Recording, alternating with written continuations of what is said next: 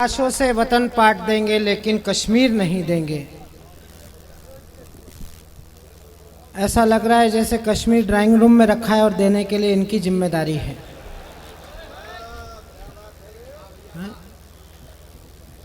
बिलावल कश्मीर मांग रहा है। गोरी साहब को गुस्सा आ गया। मैंने कहा गुस्से के में आने की क्या जरूरत है, हमारे पास ही पूरा नहीं है तो उसको कहां से दे देंगे। हमारे यहाँ तो बड़े कवियों ने बड़ी बात कही। मैं बड़े कवि को बुलाने के लिए खड़ा हुआ हूं जिन्हें दुनिया में हिंदी का गौरव बढ़ाया है। ऐसे बड़े कवियों में एक नाम कानपुर का है, अंसार कंबरी साहब। उन्होंने कहा, मानचित्र पर लाख तुम खींचा करो लकीर, जिसका हिंदुस्तान है उसका है कश्मीर।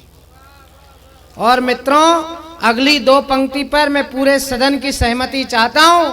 हिंदुस्तान बड़े लोगों का देश है, बड़े अधिकारी बैठे हैं, बड़े राजनेता सामने बैठे हैं, बड़े कवि पीछे बैठे हैं, इसलिए बड़ी बात इस मंच से होनी चाहिए। ये रंग जी की धरती है, यहां से ये कहा जाना चाहिए कि चाहे बांग्लादेश हो चाहे पाकिस्तान, वो भी हिंदुस्तान है, ये भी हिंदुस्तान।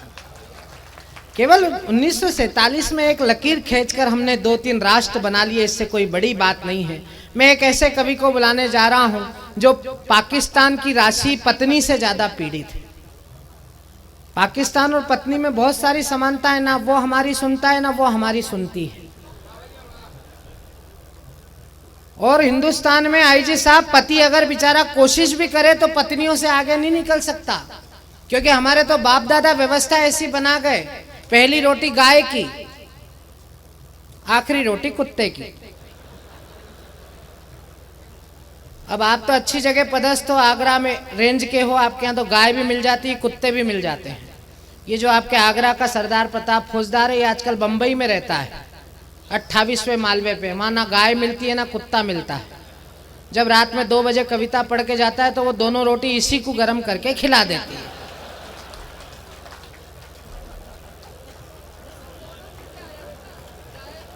अब बताओ, पाकिस्तान बड़ी तनाव की चीज है कि पत्नी बड़ी तनाव की चीज है? लेकिन मित्रों, एक कवि ऐसा है जो उस तनाव में से भी दुनिया को ठा के बांटता है, और उस कवि का नाम है कविवर सुरेंद्र शर्मा। फिल्मी दुनिया को गर्व है अमिताभ बच्चन पर, स्वर की दुनिया को गर्व है लता मंगेशकर पर, क्रिकेट की दुनिया को गर्व है सचिन तेंदुलकर पर, तो हिंदी कविता की इस वाचिक परंपरा को जिस कवि पर गर्व है उस कवि का नाम है सुरेंद्र शर्मा। पत्नी धर्मा, कविवर सुरेंद्र शर्मा। एक बार जोरदार तालियां बजाइए। मैं उनसे आग्रह कर रहा हूं कि वे आए और आप सबकी मांग भरें।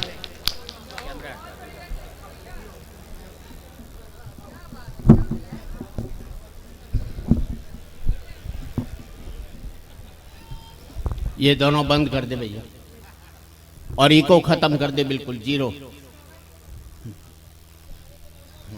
हेलो, ये हटा दे, कैमरा हटा ले, तो मैं करवाता ही नहीं, रिकॉर्डिंग में पढ़ नहीं पाता। हाँ, ये कैमरे बंद कर दीजिए, उनकी शर्त में शामिल है। बंद कर दीजिए। इसका मुंह उधर कर दे। जब बंदी कर दिया तो इधर मुंह करने से क्या फायदा है? जी जी, अब आप स्वागत कर सकते, तू भी बंद कर। ताली बजा दीजिए।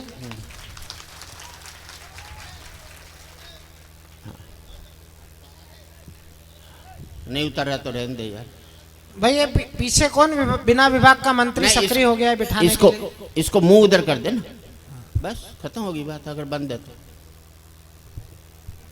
कविता सुनने का हक उसे मिलना चाहिए जो अपना समय देकर यहाँ आता है।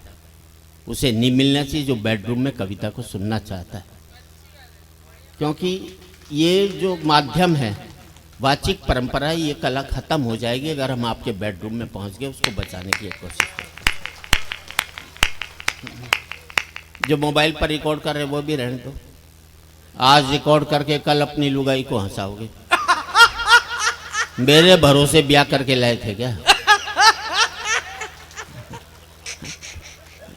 रख दो, मूड ऑफ होता है।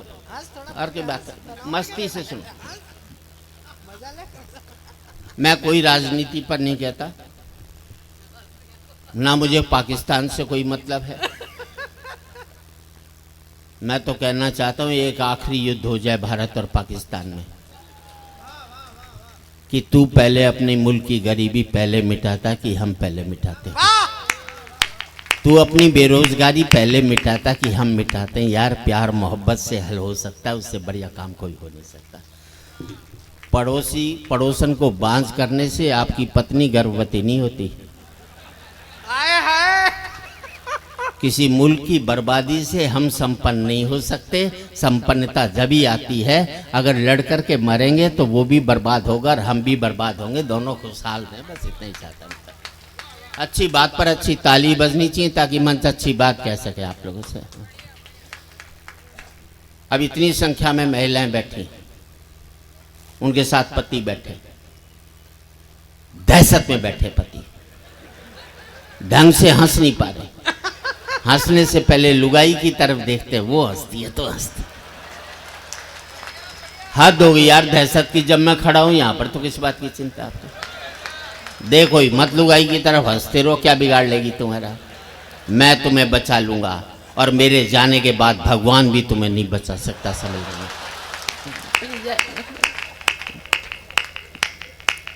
मैं थोड़ी बहुत टिप्स देना चाहता हूँ आपको, छोटी छोटी टिप्स। अब यहाँ इतनी महिलाएं बैठी साहब, कितने युद्ध हुए मुल्क में, बड़े दो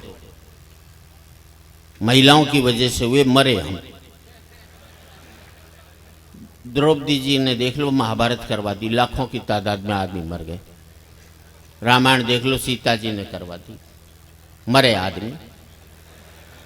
मुझे एक युद्ध बता दो जो आदमियों की वजह से हुआ हो और एक भी लुगाई ने लड़ने की सोची भी हो। सोची तक नहीं, ये तो हमें ही पटापट मरवाती रही। इनका कुछ भी काम नहीं रहा। अब यहां इतनी महिलाएं बैठी साहब, एक की साड़ी दूसरे से मैच नहीं करेगी, एक का सूट दूसरे से मैच नहीं करेगा, और हम पति साला तीसरा डिजाइन नहीं हमारे पास। और ताली तो इस बात पर चाहिए तो तब है जबकि कमाई हमारी। अगर ये लुगाइयां कमा रही होती तो हम पति लोग तो कच्चे बनियान में घूम रहे होता है सीधी से।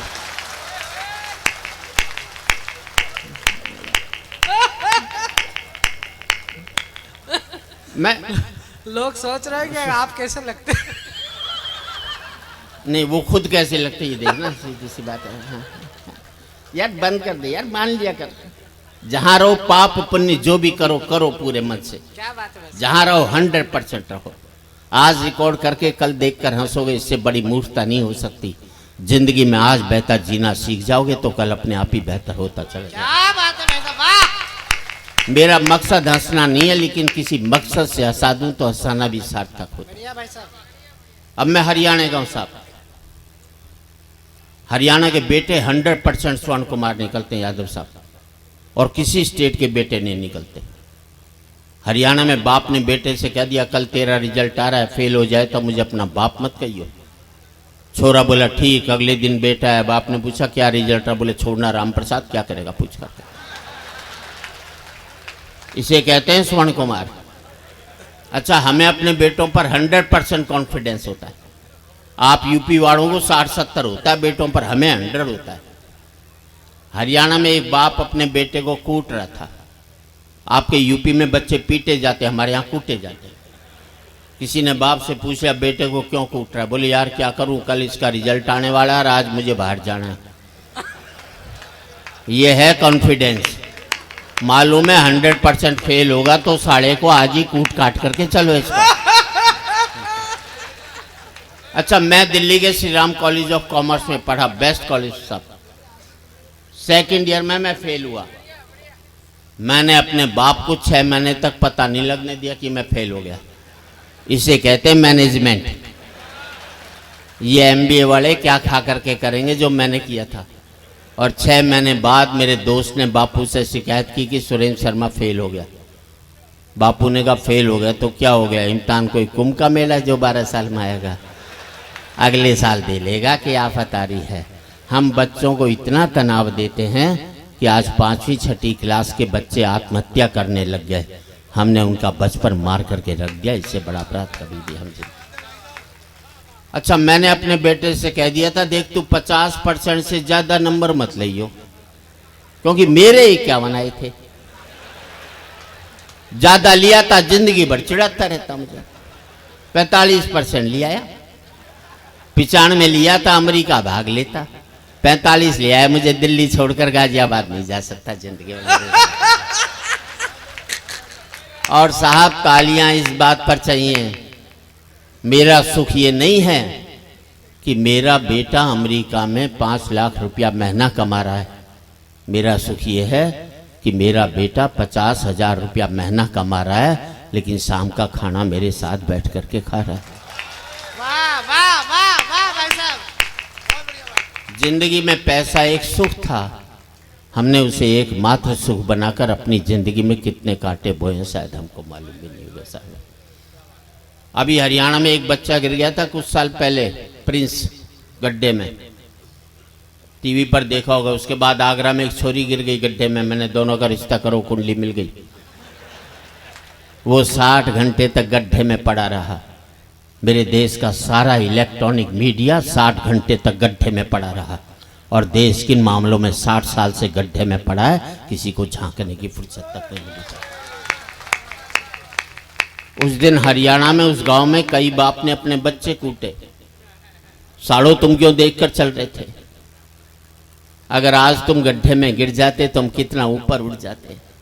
हमें ऊपर उठने के लिए भी गड्ढों की जरूरत पड़ती है साहब। मैं कहना चाहता हूं इस देश के इलेक्ट्रॉनिक मीडिया और प्रिंट मीडिया से यहाँ बैठे होंगे, इस मुल्क में कोई भी व्यक्ति जो मुल्क तोड़ने की बात करे, आदमी को आदमी से तोड़ने की बात करे, चाहे धर्म के नाम पर, चाहे जाति के नाम पर या किसी और नाम पर, इस देश का इलेक्ट्रॉनिक मीडिया उसे दिखाना बंद कर दे, प्रिंट मीडिया छापना बंद कर दे, तो मैं समझता एक बहुत बड़ा उपकार कर सकता है। ताली इस बात पर चाहिए साहब, आप सर्कुलेशन देखनी बंद कर दो, आप टीआरपी देखनी बंद कर दो, दोनों मिलकर कम से कम एक बार देश देखना शुरू कर दो तो बहुत बड़ा काम। क्या बात है भाई साहब, वाह।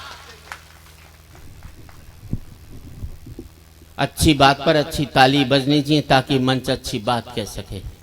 हम लोगों का एक ही अपराध रहा कि हमने पार्टियों को वोट देना शुरू कर दिया। अगर हम अच्छे व्यक्ति को वोट देना शुरू कर देते तो हर एक पार्टी वाले अच्छे व्यक्ति को टिकट देना शुरू कर देते, फिर इस मुल्क में पार्टियां चुनाव हारती, मुल्क कभी भी चुनाव नहीं हारता, क्योंकि जो भी जीत कर आते वो अच्छे लोग ही जीत कर आते थे जिस पार्टी से। मैं कह रहा हूं इस देश मुल्क में नेताओं ने बड़े प्रोजेक्ट नहीं दिए। लीडर बड़ा प्रोजेक्ट देता तो आम आदमी भी बड़ी सोच रखता है। घर का परिवार का मुखिया बड़ी सोच देगा तो बच्चे भी बड़ी सोच रखेंगे। गांधी जी ने बड़ा प्रोजेक्ट दिया, मुल्क आजाद करना है, 35 करोड़ आदमी उनके साथ चल दिया। मैं कहना चाहता हूं नेताओं बड़ा प्रोजेक्ट दो, 125 करोड़ आदमी आपके साथ चलने को तैयार बैठा था साहब। बात अच्छी लगे तो अच्छी तालियां चाहूंगा।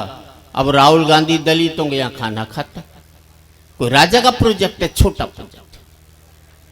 बात अच्छी लगे तो समर्थन करना। राजा का काम ये नहीं है कि दलितों के यहां खाना खाए, राजा का काम यह है कि इस बात में दिमाग लगाए कि दलित उसके जैसा खाना किस दिन खाना शुरू करेंगे। क्या बात है भाई साहब, वाह वाह वाह वाह वाह वाह। अब भाजपा कहती है हम देश में मंदिर बनाएंगे, कोई राजा का प्रोजेक्ट है, छोटा प्रोजेक्ट है। बात अच्छी लगे तो फिर आपकी तालियां चाहूंगा। राजा का काम ये नहीं है देश में मंदिर बनाए, राजा का काम यह है कि पूरे देश को मंदिर बनाए। वाह। एक बड़ी सोच दीजिए, मुल्क को बड़ा विकास दीजिए मुल्क के लिए। और सबसे बड़ी दिक्कत ये इसमें मुल्क में गरीबी बनाए रखने की स्कीम बनाते हो यार, गरीबी मिटाने की स्कीम बनाओ। किसान, किसी गरीब को 2 रुपए किलो का गेहूं नहीं चाहिए, उसे इस लायक बनाओ कि वो 10 रुपए किलो का गेहूं खरीद सके, बस और कोई बात।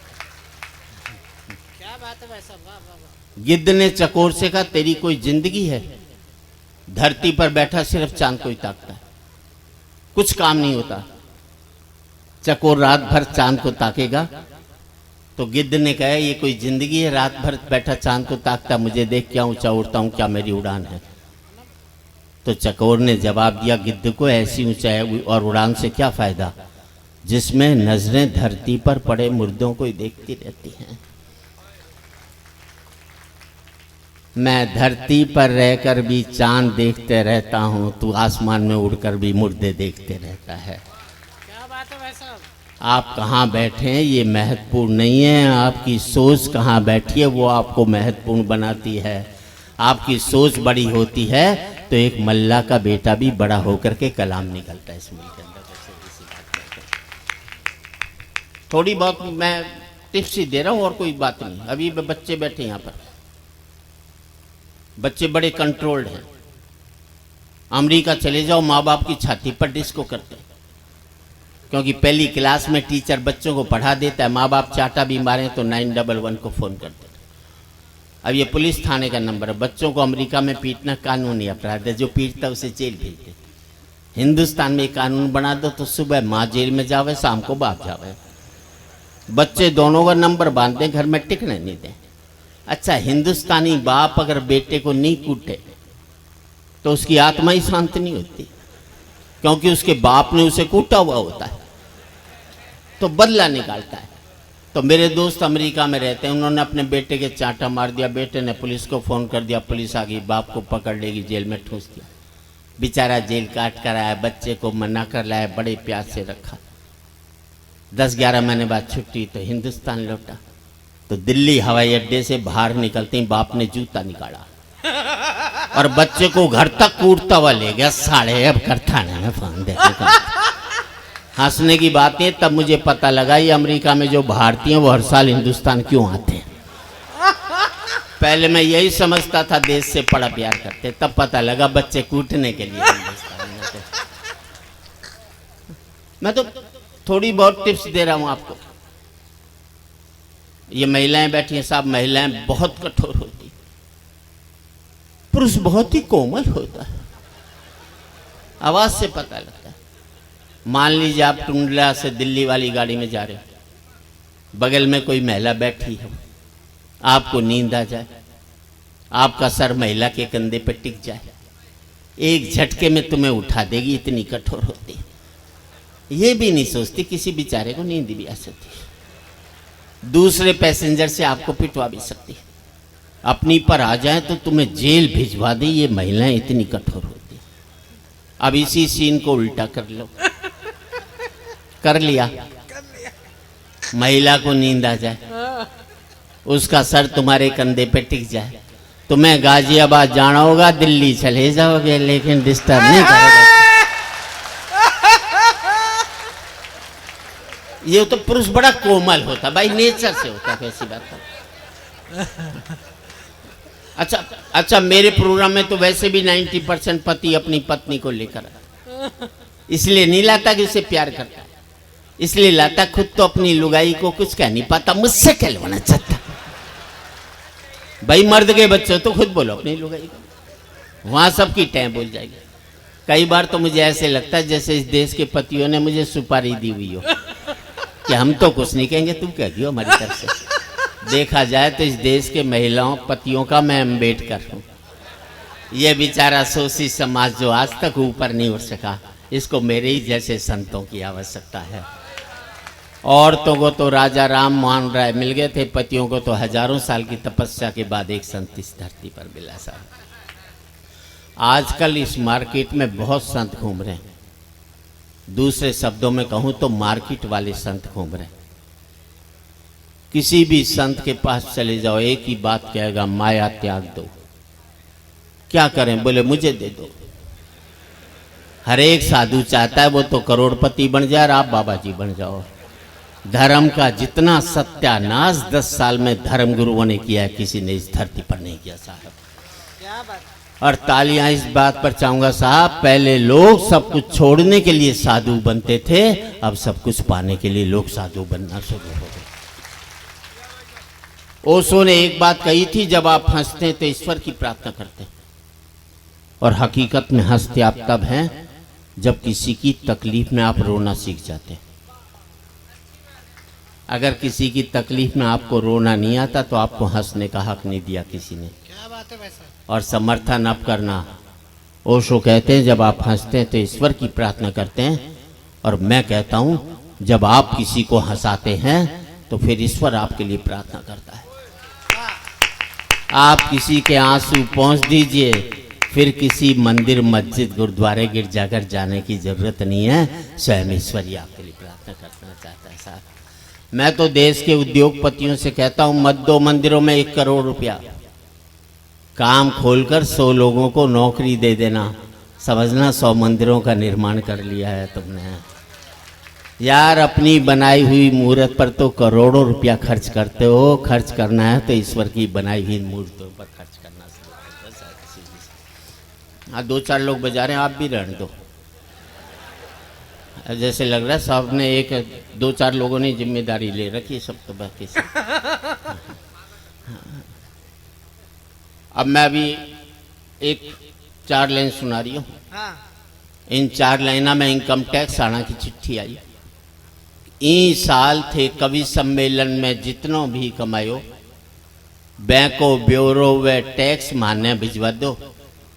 मैं जवाब लिखो, ई साल कवि सम्मेलन में 1000 जूता पड़ा है, को कितनों % भिजवाऊं? थे कहो तो सारा का सारा भिजवा दूं। पर इनकम टैक्स वाला को जवाब आ गया तो कि मारे तो 2.5 लाख तक छूट है, अभी 1000 पड़ा है, बाकी और भी खा सको, कोई दिक्कत की बात नहीं। बहुत अच्छो। तो 4 लाइन और सुना रही हूँ। इन 4 लाइनों में मैंने अपनी घरवाली से कही, पत्नी जी मैं छोरा ने राम बनने की प्रेरणा दे रही हूँ, कितनों अच्छो काम कर रही हूँ। घरवाली बोली मैं जानू हूँ थे छोरा ने क्यों राम बनानो चाहो हो, अहिया दशरथ बन के 3 घरवाली लानो चाहो हो। पति बेचारा अच्छी शिक्षा भी नहीं दे सकता, पति कह लो बेचारा कह लो पर्यायवाची शब्द है। 4 लाइन और सुना रही हूँ। सक्सेना जी बैठ जाओ आराम से, लुगाई के ऊपर बात चल रही है, आपको ध्यान से सुनने की। इन 4 लाइनों में मैंने अपने बच्चे को लुगाई की खूबसूरती के गुण गाए, कितना महंगा पड़ा। पत्नी जी मेरो इरादो बिल्कुल ही नेक है, तू सैकड़ा में एक है। घरवाली बोली बेवकूफ मत बनाओ, बाकी 99 कौन है या बताओ। और इन 4 लाइनों में जब मैं शेर का शिकार करके घर पहुंचा तो पत्नी से कही, देख शेर की खाल लायो हूं, पर आज तो गजब ही हो जातो, एक मौको ऐसो आयो तो कि शेर में नहीं खा जातो। घरवाली बोली ऐसो हो जातो तो मैं तो बर्बाद ही हो जाती, थारी तो खाल भी कोई काम में को नहीं आती। ये मर्दों की मार्केट वैल्यू है। और इन 4 लाइनों में घरवाली कह रही है जी थारो दोस्त रमेश अपनी घरवाली से कितनो प्यार करे है, थे भी अहिया कर सको के? मैं बोलो मेरी तो किस्मत ही खुल जाएगी, पण पूछ ले रमेश की घरवाली तैयार हो जाएगी? हो ही नहीं सकता। अब मैं एक सुना देता हूँ कुछ। वो शादी की 25 साल की रहा मेरी, हाँ, वो कह रहा है कि अच्छा ठीक है। अब मैं अमेरिका गया, तुमने देखा वहां पति पत्नी आपस में बहुत प्यार करते हैं। मेरे तो दहशत में पांव कांपे, ऐसे खौफनाक दृश्य मैंने आज तक संसार में हिंदुस्तान में नहीं देखा। अमेरिका में सड़क पर चलते चलते पति पत्नी प्यार कर ले, ट्रेन में बैठे बैठे पति पत्नी प्यार कर ले। हिंदुस्तान में पति सारा घर में प्यार नहीं करता, बाहर की तो बात छोड़ दीजिए। इतना प्यार करते हैं अमेरिका में पति पत्नी कि उनका प्यार का कोटा 2 साल में पूरा हो लेता है, फिर वो तलाक ले लेते हैं। हिंदुस्तानी पति सुबह प्यार करेगा, सामने माथा फोड़ लेगा, तो जिंदगी भर प्यार का कोटा पूरा ही नहीं हो पाता। इसलिए हमारे यहाँ कहते हैं 7 जन्मों तक साथ निभाएंगे, क्योंकि हम एक जन्म में प्यार का कोटा पूरा नहीं कर सकते। मैं कहना चाहता हूं पतियों, आपको अगले जन्म में दूसरी लुगाई चाहिए तो इस जन्म में इस वाली को खूब प्यार करो, बस कोटा पूरा कर ले अपना। भगवान अगले जन्म में दूसरी लुगाई दे देगा, और नहीं कोटा पूरा करेगा तो 70 जन्म तक यही मिलने वाली। हंसने की बात नहीं है। कल से जिस पत्नी को पति प्यार करने लग जाए तो समझ लेना साले के दिल में खोट है। वो चाहता ही नहीं अगले जन्म में तुम मिलो उसे। मैंने तो टेक्निकल बात बता दी। यार बैठ जाओ यार। अच्छा, मैंने रिसर्च की कि इस देश में पति पत्नी से डरता क्या। हमें जितनी भी ताकतें मिलती हैं सब नारियों से मिलती हैं।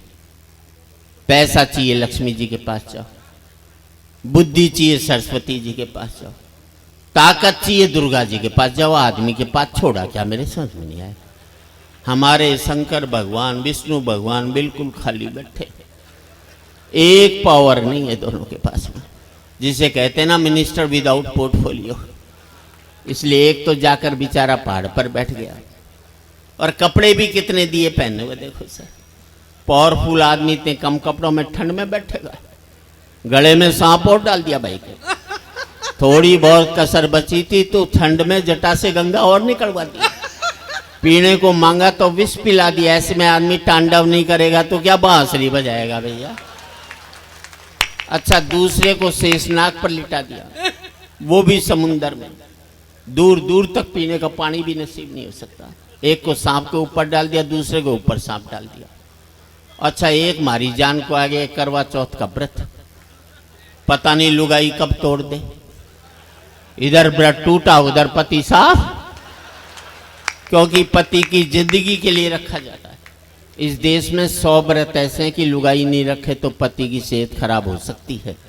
एक व्रत ऐसा नहीं बनाया जो पति नहीं रखे तो लुगाई के जुकाम भी हो जाए। हम तो बदला भी नहीं निकाल सकते।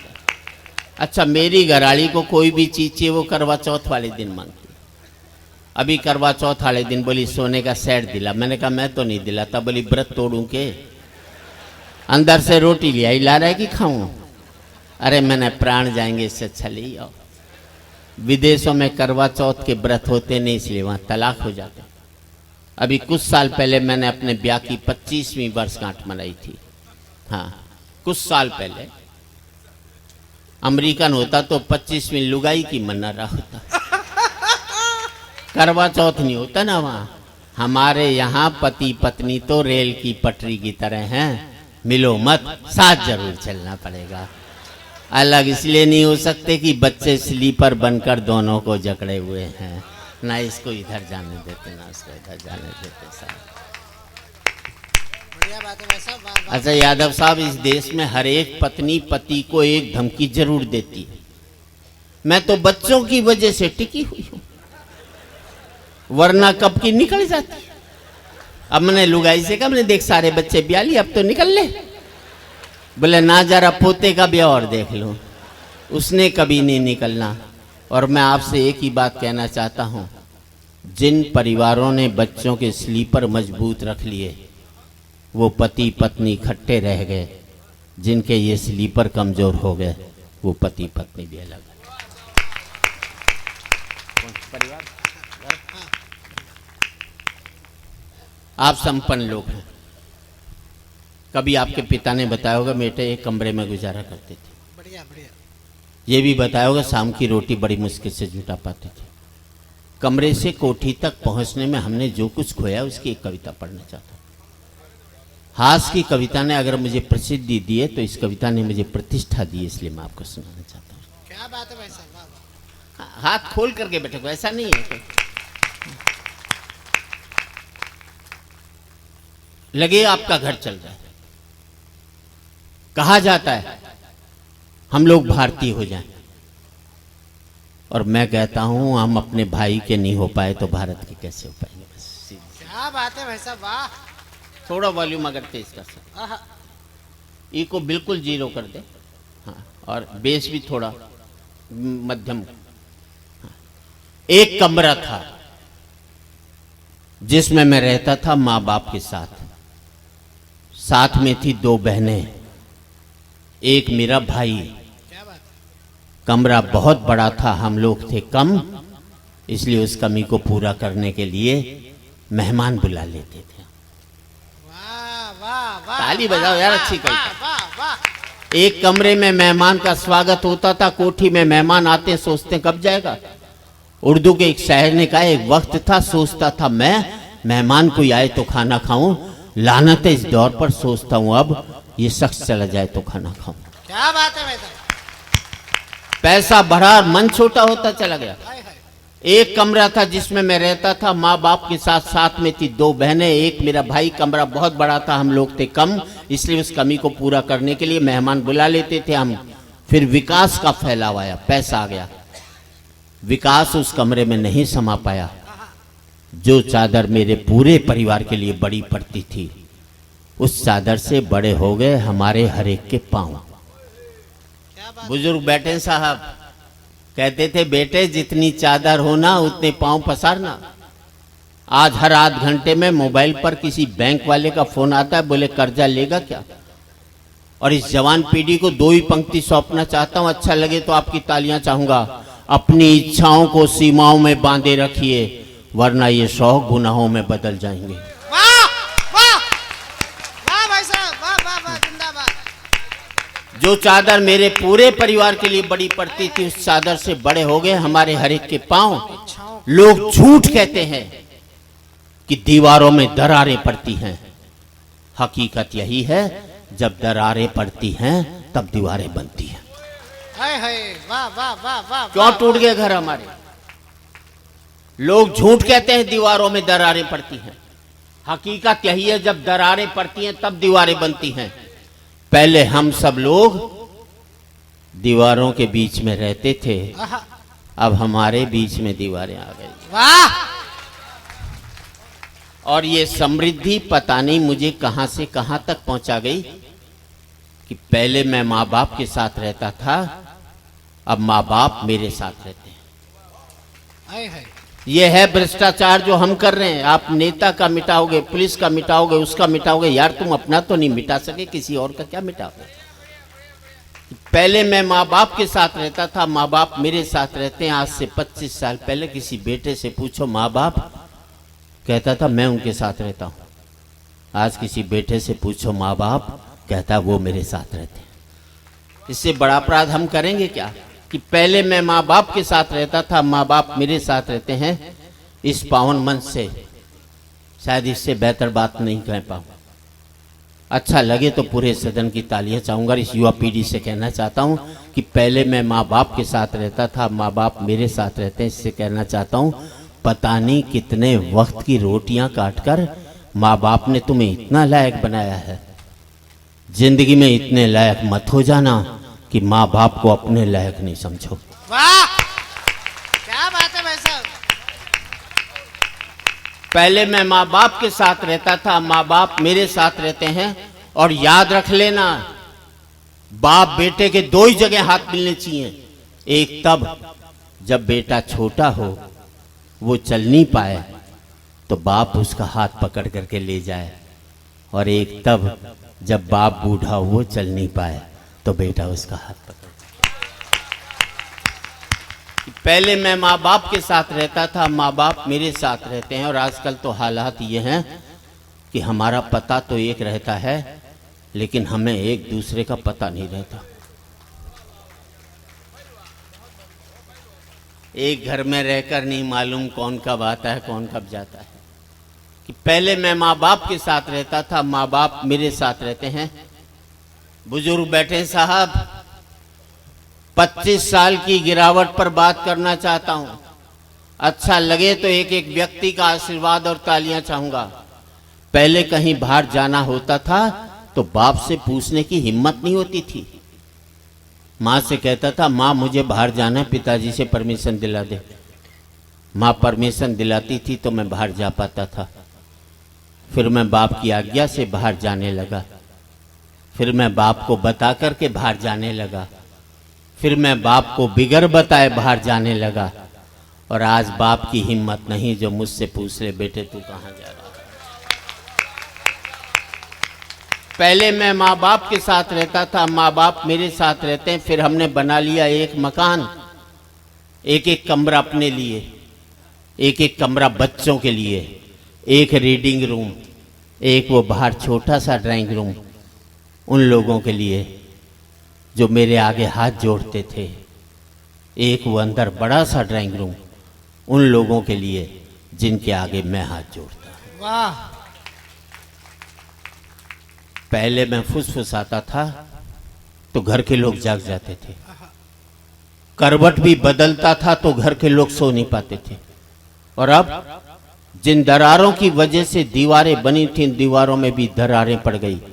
अब मैं चीखता हूं तो बगल के कमरे से ठहाके की आवाज सुनाई देती है, और मैं सोच नहीं पाता हूं कि मेरी चीख की वजह से वहां ठहाके लग रहे हैं या उनके ठहाकों की वजह से मैं चीख रहा हूं।